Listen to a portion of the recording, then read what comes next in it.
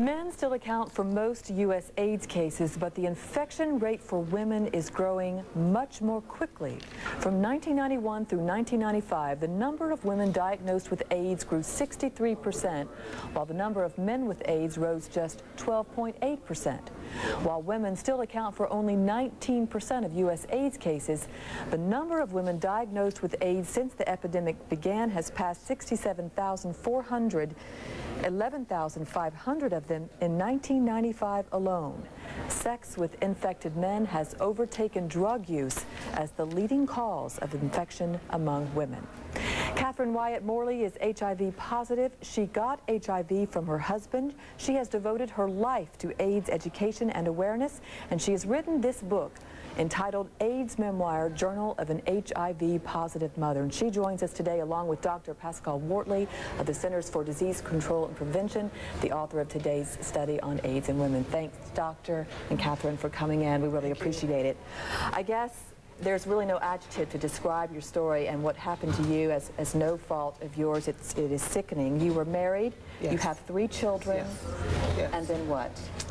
And then in 1994, I woke up to a diagnosis of being HIV positive and was completely devastated.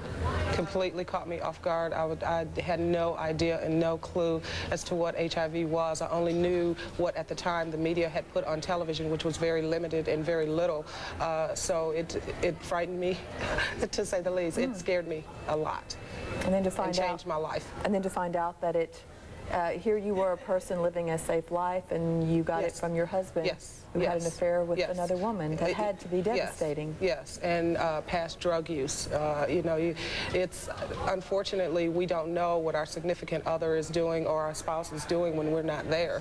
And I was completely unaware of those behaviors. But it's definitely, the diagnosis has definitely changed my life completely. How do you tell something like this to your children? You're the mother of 3.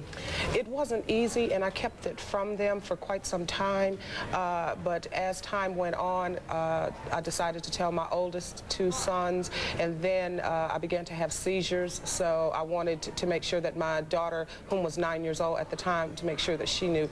It was difficult to tell them. They didn't have any idea of what the disease was. They just knew that HIV was the virus that causes AIDS, and that they thought that mom would die.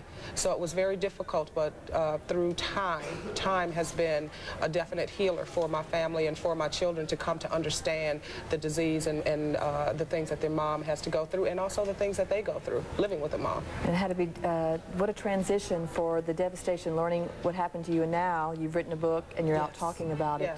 Yes. We'll talk more about that in a minute, and first to Dr. Wortley.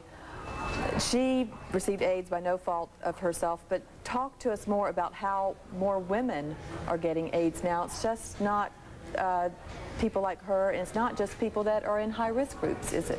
Well, at this time, the majority of women diagnosed with AIDS are infected through heterosexual contact, and of those, probably the majority are infected by a man who injected drugs at one point, and others are also infected by men who were themselves infected heterosexually.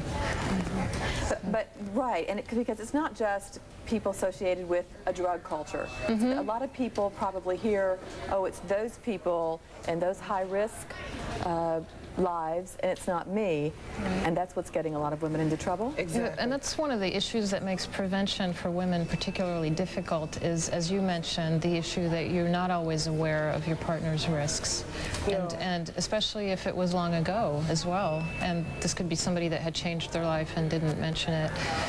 So that makes it particularly insidious and difficult for prevention in women.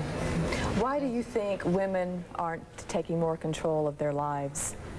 Well, it's a difficult issue when you think about prevention of sexual transmission. At this point, our best prevention for sexually active people is condom use, but that's not something the woman does directly. It involves 2 people, and that's been a difficult behavior to change. I know Catherine has some thoughts on this. You have said our entire society is sex-based, so we're sending the absolute wrong message to women. What did you mean by that? We're sending the wrong message to the young kids, to teenagers, to young females that are coming up and experimenting and learning about life and drugs and sex and relationships, we're sending the wrong message, because everything in our society is sex-based. Everything, movies, TV ads, everything. It's on the internet. Yeah, it's everywhere, except that we do not want our children to have sex. We want them not to have sex, except all they got to do is turn the television on during prime time, and they're either doing it or talking about it. Mm-hmm. How in the world do you fight in the medical profession? How does the medical profession fight this and stay on top of education when you have a society that sells sex like we do? I think that's very true. One of the main findings in our study is that there's clearly ongoing transmission, and that there are young women infected at a young age. And really, as far as prevention efforts, it's critical to reach these young women before they become sexually active, either for them to delay initiation of sexual activity or at least be safe. And I think that we need to hit it hard and hit it aggressively. As I was saying earlier, that the rates of infection for women are increasing as the rates of infection increased a few years ago in the gay population, except they took control and began to reprioritize. And I think that women really need to, we have to hit women aggressively. We have to hit them and make it gender specific and culturally sensitive, so that all women can understand that they are not immune, as our children, as our sexual partners.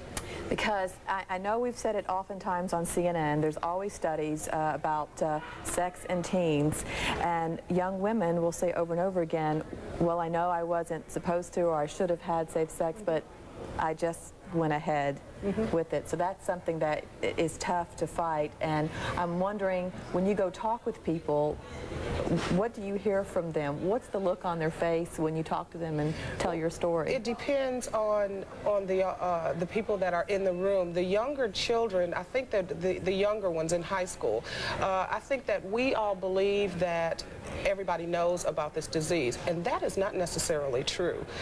We know that HIV is the disease, is the virus that causes AIDS, or so that's the way the media has portrayed it.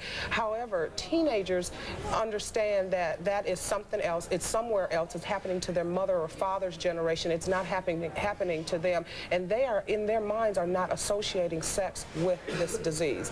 They are doing sexual behaviors that they feel that are safe, and they are not. They're having sex with older men because it's cool. There are, like I said before, there are a lot of things and a lot of ways that we're going to have to target and hit these young people, and women in childbearing age too. That is a population that is hit extremely hard by this disease, and we've got to do something aggressive to work on it. We thank you both for talking with us, Dr. Wortley and Catherine Wyatt Morley. Thank you both. Thank you. Over to Lou.